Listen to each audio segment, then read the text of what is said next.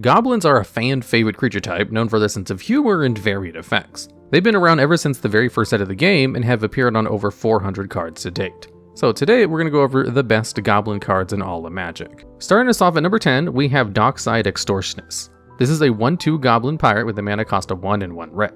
It has the ability where when it enters the battlefield, for each artifact and enchantment your opponent controls, you make a treasure token, which is an artifact token that you can tap and sacrifice to add 1 mana of any color. This ability can obviously be very powerful, but there is the issue that you don't know how many treasures it will end up making for you. If your opponent is on a deck that doesn't make any artifacts or enchantments, it won't do much for you. And there are better sideboard cards against those decks. However, Dockside is much better with multiple opponents, which is why it's so good in Commander, a multiplayer format where artifact ramp is extremely popular. Dockside is one of the best red cards in Commander, easily able to propel players into winning positions extremely early. Now, I usually don't consider Commander for spots on these lists, as it's a very casual format, but Dockside is so strong in that format, even at the somewhat niche competitive EDH tables, that it feels wrong to not mention it here.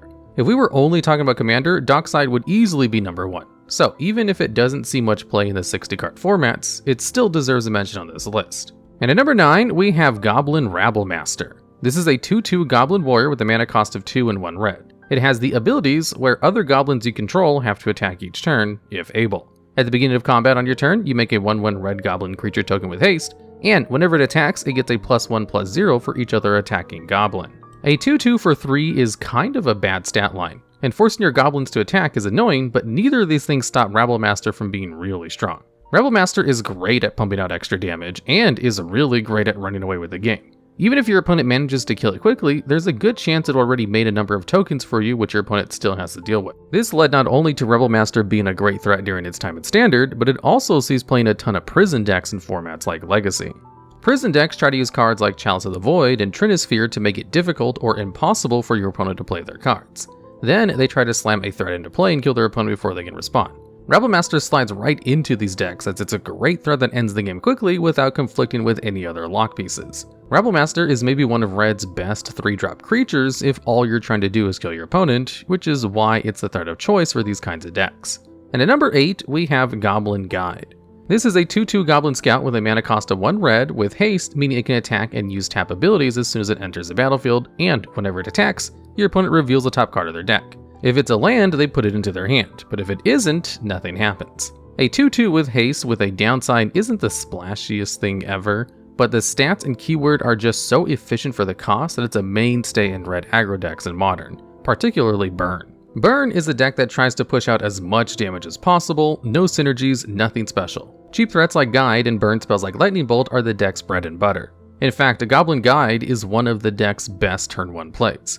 A turn 1 Goblin Guide can easily lead to 4 or 6 damage over the course of the game, whereas a Bolt will only do 3 damage. The downside on Guide isn't great, as giving your opponent extra cards is never good, but it does only give them lands. And in Modern, most decks only run about 20 lands, so it's not going to trigger that often. And at number 7, we have Munitions Expert. This is a 1/1 Goblin with a mana cost of 1 black and 1 red. It has Flash, meaning it can be cast at any time you would cast an instant. Whenever it enters the battlefield, it deals damage equal to the number of goblins you control to a creature or planeswalker. Having removal splatter to a creature is really nice for creature-based decks. It does require you to have a few goblins on the battlefield for it to do anything, but luckily that's not a problem for goblin tribal decks, which are built around playing as many goblins as possible to make the most out of payoffs like Expert. Expert can easily be a 2-for-1, letting you kill a creature and get a threat for just 1 card. Now, it's not the biggest threat out there, but with cards like Goblin Trashmaster and Goblin Chieftain, Goblin tribal decks can turn even the smallest creatures into a threat. It even has Flash, whereas most other creatures that can remove other permanents have to cast during your own turn. Munitions Expert is the kind of versatile removal that any aggro or mid-range deck would love to play, which is why it became a staple in Goblin decks as soon as it was printed. And at number 6, we have Kiki-Jiki Mirror Breaker. This is a legendary 2/2 Goblin Shaman with a mana cost of 2 and 3 red. It has haste and the ability where you can tap him to make a copy of a target non-legendary creature you control. The token gains haste and you sacrifice it at the beginning of your next end step. Kiki isn't impressive in terms of stats, but the ability to get a second copy of any creature you control, even if for 1 turn, is really good and has tons of combo potential. One really easy way to use this is with something like Pestermite. Pestermite allows you to tap or untap a permanent when it enters the battlefield. If you use Kiki-Jiki to copy Pestermite, you can untap him with Pestermite's Enter the Battlefield ability. This will let you activate his ability again, so you can copy Pestermite again and just loop this as many times as you want. Now that you have what Magic judges call an arbitrarily large number of Pestermite tokens with haste, you can just attack your opponent with all of them and kill your opponent. These sorts of combos are the main attraction of playing Kiki. He's seen play in a few decks over the years as a finisher. One of his main homes was in Birthing Pod decks. Pod is an artifact that lets you pay 1 and 1 Phyrexian green, which can be paid with 2 life or a green mana, and sacrifice a creature to go find a creature with a mana value 1 higher than the creature you sacrificed and put it into the battlefield. This made it great as a way to find both halves of your combo. However, Pod made these creature-based combo decks too consistent, so it was eventually banned from Modern. Since then, Kiki has floated around various different combo decks in a few different formats. And at number 5, we have Goblin Matron. This is a 1/1 goblin with a mana cost of 2 and 1 red, with the ability where, when it enters the battlefield, you search your library for a goblin card and put it into your hand, then shuffle. Goblin Matron is a fixture in goblin tribal decks in every format where it's legal. Sure, 3 mana for a 1/1 is a bad rate, but the versatility of being able to find whatever goblin is best for whatever situation you're in is worth the cost. There have been tons of great goblins over the years. Goblin Ringleader reveals the top 4 cards of your deck whenever it enters the battlefield and lets you put all of the goblin cards you find into your hand, making it a great source of card advantage for goblin decks. Goblin Cratermaker has the ability to sacrifice itself to deal 2 damage to a creature or blow up a colorless non-land permanent, meaning it can not only kill small creatures and pop artifacts, it can even destroy big scary Eldrazi because of the way the ability is worded. And of course, it can find every other card on this list. This level of versatility is really important for letting goblin decks respond to whatever your opponent is doing. And at number 4, we have Conspicuous Snoop. This is a 2/2 goblin rogue with a mana cost of 2 red. It has the abilities where you have to play with the top card of your library revealed, and you can cast goblins from the top of your deck. And as long as the top card of your deck is a goblin, Conspicuous Snoop gains its activated abilities. Snoop is a great source of card advantage in goblin tribal decks. It's the kind of card that your opponent has to kill right away, or it will just snowball an advantage so much that they'll never be able to stop you. On top of that, the ability to gain other goblins' activated abilities is actually kinda broken. There are tons of ways to use this to combo off. For example, if the top card of your deck is Kiki-Jiki, Snoop will gain its ability to copy creatures. One notable thing about Kiki-Jiki is that his ability only specifies that it has to target non-legendary creatures. It doesn't even say another in its text box. This means that if Snoop has the ability, you can tap it to copy itself. This will make another copy that has Kiki's ability and is untapped. And you can do this as many times as you want to make as many Snoops as you want. However, all of these Snoops will be tapped, so you can't attack your opponent like you can with the Kiki-Jiki Pestermite combo. So you'll need another piece. One way to go off is with Sling Gang Lieutenant. This creature has an ability where you sacrifice a goblin to deal 1 damage to your opponent and gain you 1 life. With the Lieutenant, you can sack all the Snoops you just made to burn your opponent out. Now, these combos are good, but the card didn't really need them to be strong anyway. Being able to draw you so many goblins was already enough for this card to see play. Being able to do both just makes Snoop even better than it would normally be. And at number 3, we have Goblin Lackey. This is a 1/1 goblin with a mana cost of 1 red, with the ability where, whenever it deals damage to a player, you can put a goblin card from your hand onto the battlefield. The ability to cheat cards into play is really good, but it's obviously a bit limited by only being able to cheat out other goblin cards. Luckily, there are more than enough good goblin cards that this ability is still really strong, even if it doesn't instantly win you the game.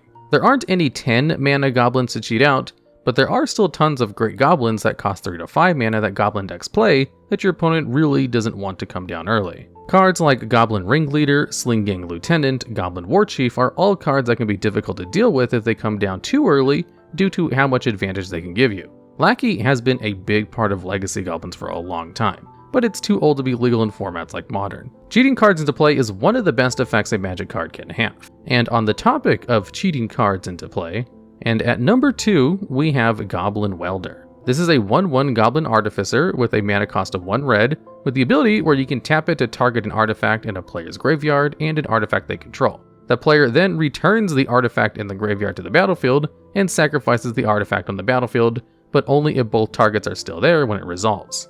This is kind of an old card, which is why the wording of this card is a little weird. Anyway, Welder's ability is really strong. It's not hard to get cards in your graveyard in Magic. With cards like Entomb, you can throw any card you want away where Welder can get it back for you. It's also really easy to get artifacts into play with tons of 0 or 1 mana artifacts that you can use to cheat out whatever you want. It's been used in the past to cheat giant threats into play, but it can also be used to get back cards your opponent removed. Currently, Welder sees play in Painter's Servant deck in Legacy, where it's used to get combo pieces into play. The deck uses the Servant along with Grindstone, a 1-mana artifact that lets you pay 3 and tap it to make someone mill 2, then they do it again if both cards were the same color. Painter's Servant makes all cards in the field, in both players' hands and in their deck, gain the color of your choice. So, Grindstone will always completely deck your opponent out when activated. Goblin Welder sees play alongside his younger cousin, Goblin Engineer, as ways to get the Servant and Grindstone into play sooner. Engineer deserves its own mention, as it's also a very strong card. Engineer is a 2-mana 1/2 that throws an artifact from your library into your graveyard when it enters the battlefield, and you can pay 1 red, tap it, and sack an artifact to put a target artifact card with a mana value 3 or less from your graveyard onto the battlefield. Goblin Engineer is good, but the restriction on its ability makes it overall worse than Welder, which is why it didn't quite make this list. And all the way at number 1, we have Muxus, Goblin Grandee. This is a legendary 4/4 Goblin Noble with a mana cost of 4 and 2 red. It has the abilities where when it enters the battlefield, you reveal the top 6 cards of your deck and put any number of goblins that cost 5 or less into the battlefield, and put the rest onto the bottom of your deck in a random order. It also has the ability where when it attacks, it gains a +1/+1 until the end of the turn for each other goblin you control. Muxus's enter the battlefield trigger is pretty insane. Pretty much any time you get Muxus into play, you're either going to win that turn by attacking with a huge number of creatures, as long as you find goblins that give you creatures with haste, or at least be close enough that if your opponent doesn't immediately wipe your board, you'll win. Honestly, Muxus is a big part of why Goblin Lackey is so scary, because if the Lackey hits you, it might not just be one goblin coming down, it could be a whole board of them. Pretty much as soon as Muxus came out, every goblin deck in every format started playing it, and it made all of them way scarier. Even better, goblin decks had tons of ways to accelerate this card out. Besides the previously mentioned Goblin Lackey, it also had access to Skirk Prospector. A 1-mana goblin lets you sacrifice a goblin to add 1 red mana. With Prospector, it was pretty easy to get Muxus out as early as turn 3. Muxus only sees play in tribal decks, but it's one of the most powerful tribal payoffs we've ever seen in the game, so it easily takes the number 1 spot on this list. Alright, and that's the list. Are there any other goblin cards you think I may have missed, or do you have any ideas for future videos just like this one? If so, let us know down in the comments.